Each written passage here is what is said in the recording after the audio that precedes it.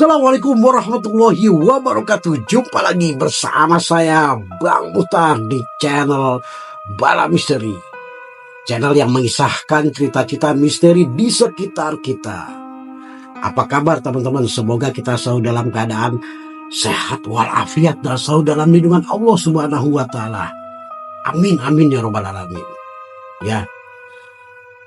Tidak bosan-bosan saya mengucapkan banyak terima kasih kepada subscriber dan penonton channel Bala Misteri yang terus memberikan dukungan, walaupun sekecil apapun yang teman-teman lakukan itu sudah merupakan bagian motivasi yang besar bagi Bala Misteri.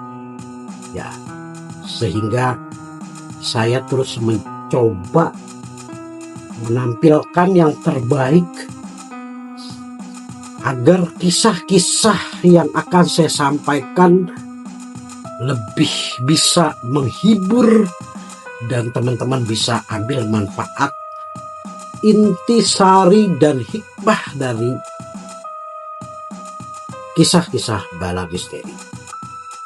Ya, saya terus mencoba untuk mengimprovisasi dan terus berinovasi agar teman-teman bisa menikmati tayangan-tayangan dan kisah-kisah yang Bala Misteri sampaikan. Saya akan menyampaikan kisah yang cukup menarik ya. Mudah-mudahan teman-teman bisa menyimak dan jangan sampai di skip video ini supaya tidak gagal paham.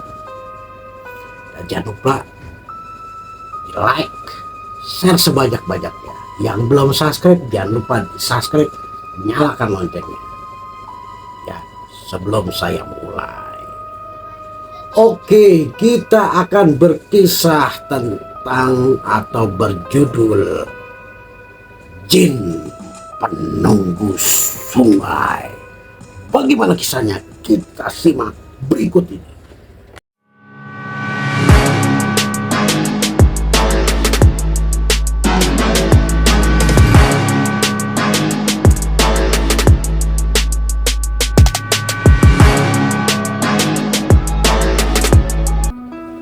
Seperti yang sudah saya kisahkan di serial sebelumnya, Jakarta di tahun 1980-an masih terdapat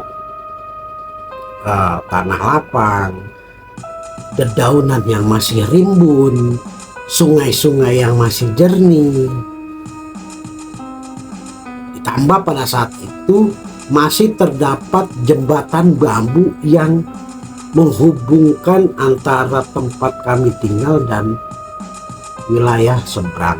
Nah, pada saat itu dalam proses beberapa pembangunan dari salah satu perusahaan pengelola taman dan dibangunnya pusat perbelanjaan. Akan dibangunnya pusat perbelanjaan. Nah, seperti saat ini sudah ramai sekali pusat perbelanjaan itu. Saat itu belum dibangun secara menyeluruh, masih berbentuk tanah-tanah lapang dan bisa kita manfaatkan untuk bermain di kala sore. Dan sore itu segerombolan dari senior ya, karena pada saat itu saya masih sekitar usia-usia anak-anak lah, masih tergolongnya usia anak. Mereka bermain sepak bola dengan hanya beralaskan kaki dan tiang gawang yang terbuat dari bambu atau hanya tumpukan sendal dan pakaian yang mereka buat.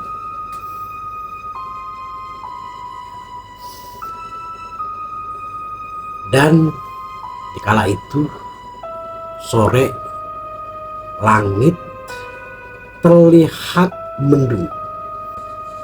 Tidak lama hujan lebat pun turun.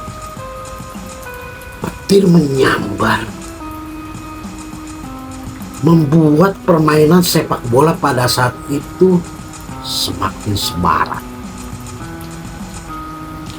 Bagi mereka yang kalah, terpaksa harus membuka baju.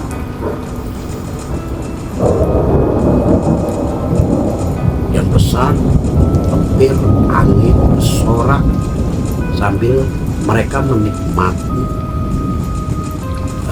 permainan sepak bola. Mandi hujan sambil main sepak bola. Dengan genangan air menambah keseruan permainan sepak bola. Sampai jam 17 atau jam 5 sore, permainan pun dihentikan dan hujan pun reda. Curah hujan yang begitu lebat mengakibatkan volume air dari sungai secara drastis meningkat. Yang biasanya ketinggiannya setinggi lutut orang dewasa, dengan kondisi banjir hampir ketinggiannya 2 meter.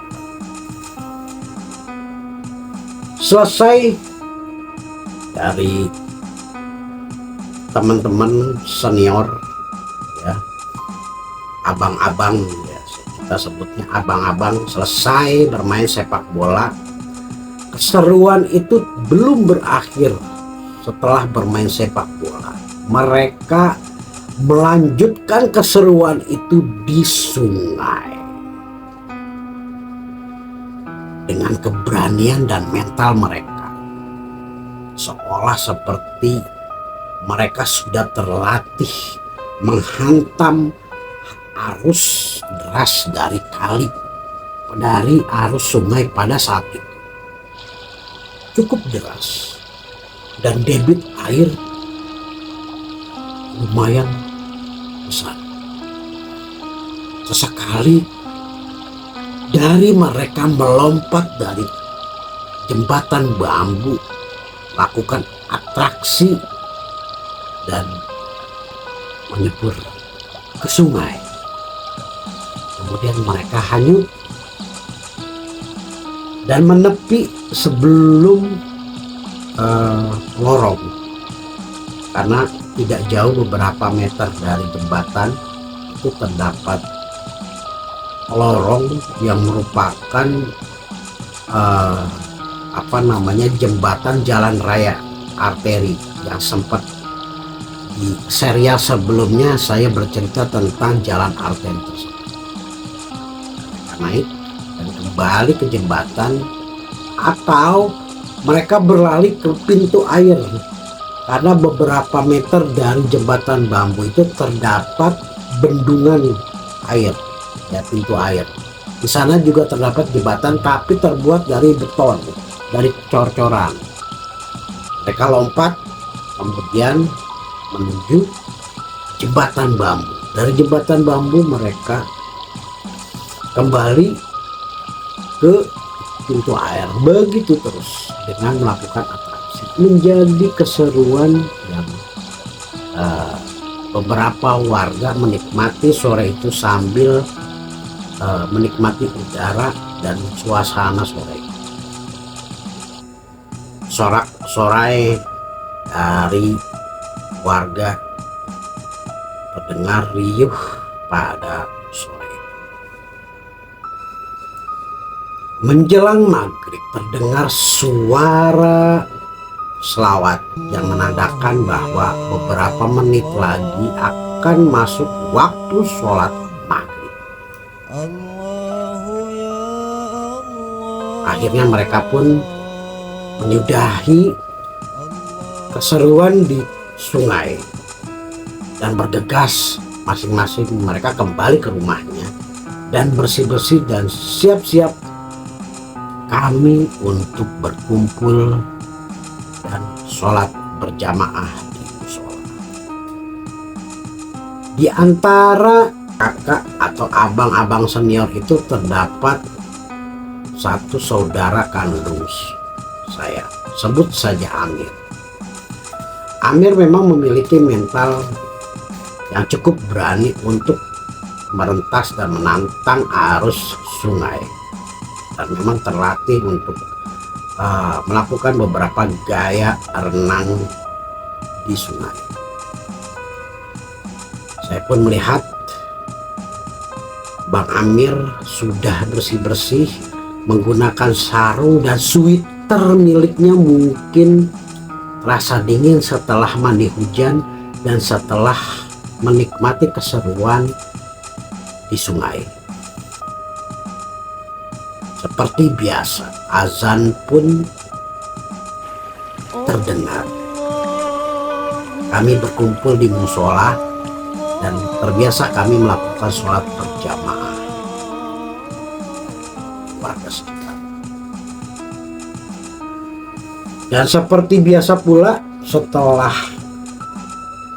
waktu maghrib, jamaah surau, jamaah musola melakukan wirid antara maghrib dan isya.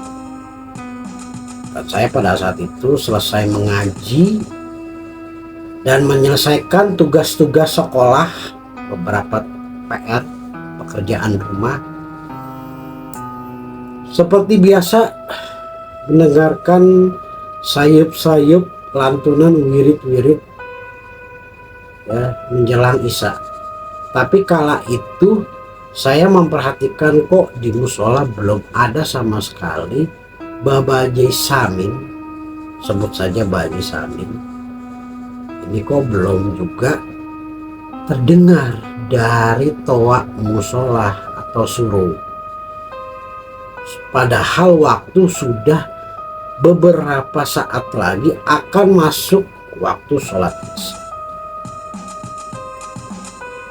Tidak lama saya pun mendengar suara jangkrik dari musola. Suara apa itu ya?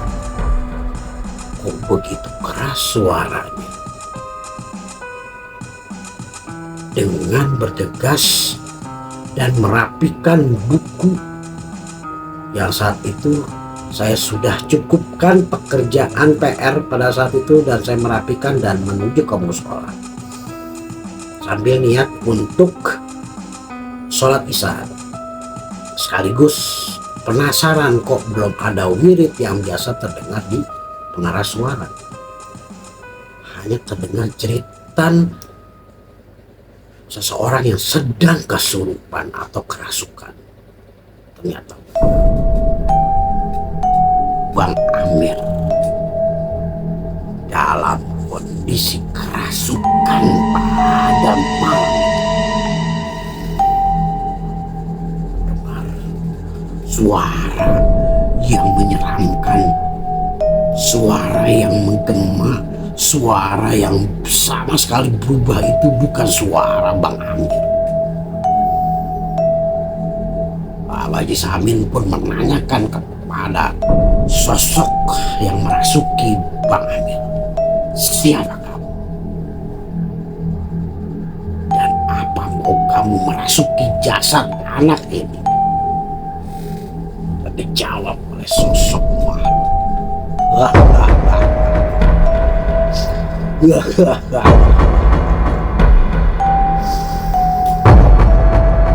Aku sudah ratusan tahun. Aku hidup sudah ratusan tahun sebelum kalian ada. Namaku kalian tidak perlu tahu. Aku berasal dari pesisir Timur Tengah. Dan aku kesini itu atas panggilan dari bangsa kalian manusia yang bersekutu dengan bangsaku.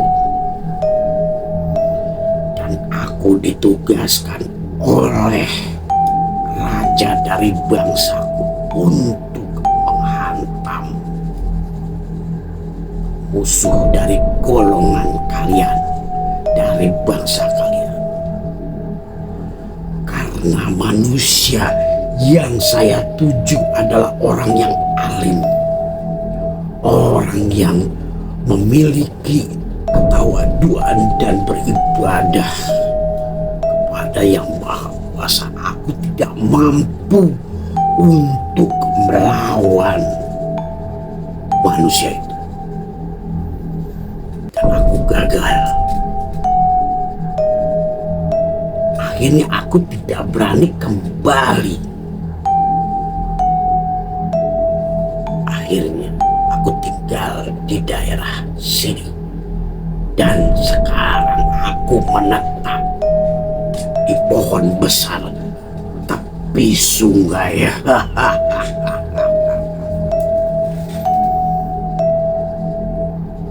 Terus apa maksud kamu merasuki anak ini? Tanya Babaji. Aku suka dengan anak ini. Aku akan bawa ke alammu. Nanti dikata ini anak tidak ada bapak sama emaknya, main bawa aja. Kalau kamu berani membawa anak ini, hadapi aku, tantang Bapak.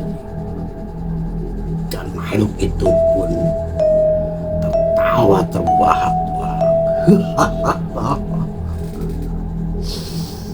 Aku akan lawan kamu, dan aku akan bawa anak ini. Silahkan kamu bawa, tapi kamu lawan dulu aku. Dan ini hanya alasan kamu membawa anak ini. Sebenarnya apa tujuan kamu merasuki anak? Aku suka sama anak ini, dan aku mau bawa anak ini. Mau apa kamu? Tidak. Kamu bangsa iblis, suka berbohong. Kenapa kamu merasuki anak ini? Ya. Aku tadi sore merasa terusik dengan mereka tertawa dan mandi di sungai. Anak aku terinjak gara-gara tingkah mereka, dan aku dendam, dan aku akan bawa anak ini, jasad ini. Oke, kalau kau mau bawa jasad ini, kamu hadapi aku dulu. Tegas Babaji. Tidak lama Babaji pun mengeluarkan beberapa lafaz doa-doa sapu jagat. Sekarang kamu keluar dari jasad ini, atau kepiting kamu.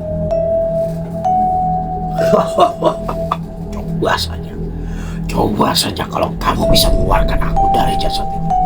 Oke? Bismillahirrahmanirrahim.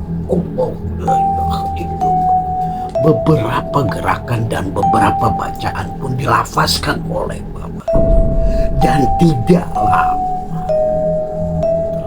dengar teriak kembali Bang Amir dengan suara yang begitu lirih dan keras menyeramkan.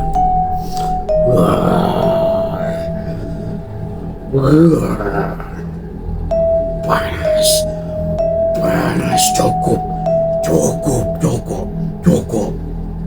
Ayo, kamu keluar dari jasad ini. Iya, aku akan keluar. Cukup. Kamu keluar sekarang. Gertak. Ternyata memang iblis bilang mau keluar, dan dia pindah ke bagian lutut Bang Amir.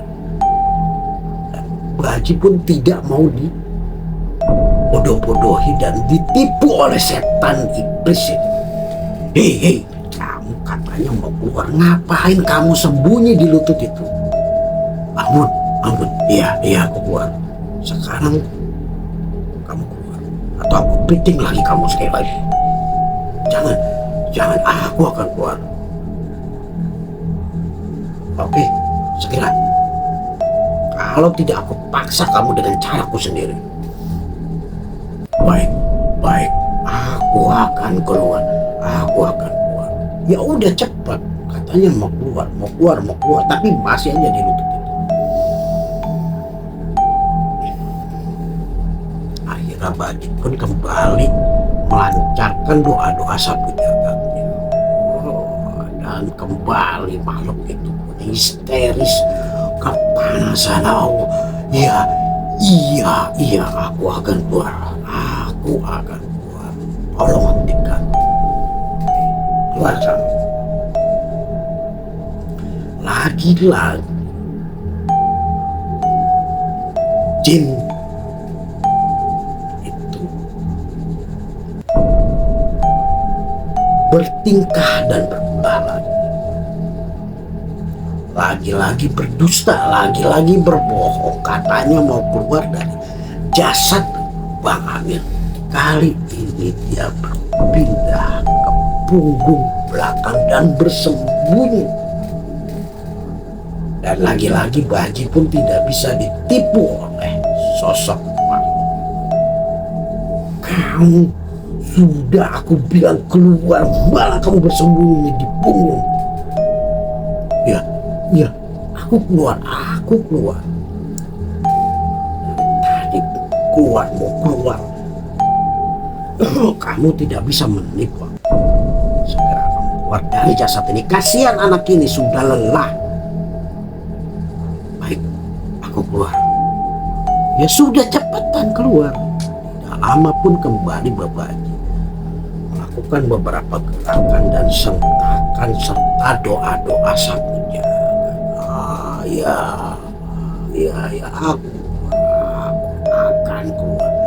Aku akan keluar. Dan akhirnya Baji pun berhasil mengeluarkan sosok jin penunggu sungai. Baji minta tolong kepada bapakku untuk mengambilkan air putih segelas dan diminumkan air putih tersebut ke Bang Amir. Lama Bang Amir pun tersadar dan sempat ditegur Baji, makanya lo kalau mandi kali mandi, tapi jangan bertingkah. Bilangin teman-teman yang lain. Iya Baji. Ya udah sono, biar dikerok sama Malo. Waktu udah masuk Isya nih. Ayo azan. Waktu Isya pun. Sampai akhirnya beberapa tahun kesini, cerita-cerita tentang sungai itu masih begitu santer. Bahkan di pintu air itu terdapat palung di dasar sungai yang seringkali terjadi korban meninggal, orang hilang dan terjebak di palung. Tapi beberapa versi mengatakan bahwa di pintu air itu terdapat buaya putih sebagai jelmaan penunggu sungai. Terlepas mana yang benar, mana yang salah, tetapi memang seringkali pada saat itu terjadi korban, terutama dari usia anak-anak. Ketika hujan mereka bermain layang-layang dan tidak kembali dan ditemukan di sungai dengan kondisi jasad, terutama mata panca indera pun hilang. Ditemukan jenazah setelah beberapa hari. Pihak keluarga mencari dan menyisir sepanjang aliran sungai. Biasanya sekitar 7 sampai 10 hari baru ditemukan jenazah anak yang hilang, yang tidak pulang berhari-hari. Dengan kondisi yang mengenaskan. Biasanya bagian panca indera terutama mata, telinga itu hilang, bolong sama sekali. Ada 2 versi. Yang pertama, itu korban keganasan dari penghuni sungai yang menjelma menjadi buaya buntung. Bagian-bagian panca indera, termasuk bagian kemaluannya pun hilang. Bolong, habis busuk, kembung. Versi yang kedua lebih logis, karena meleset dan masuk ke palung sungai sehingga jenazah tidak kemana-mana, mayat tidak kemana-mana, berputar di palung itu, dan bagian-bagian organ tubuhnya itu di bagian-bagian tertentu hancur, terutama yang paling tepat hancur itu bagian panca indera. Setelah kondisi jenazah massa beratnya itu berkurang, dan biasanya konon ketika ruh atau nyawa dari manusia itu diangkat, itu beban dari fisiknya itu berkurang sehingga mengapung, dan baru ditemukan jenazah atau mayat tersebut. Dan banyak lagi kisah-kisah horor di sungai tersebut. Dari mulai terdapat ukuran kaki yang tidak wajar, lebih besar dari umumnya ukuran manusia.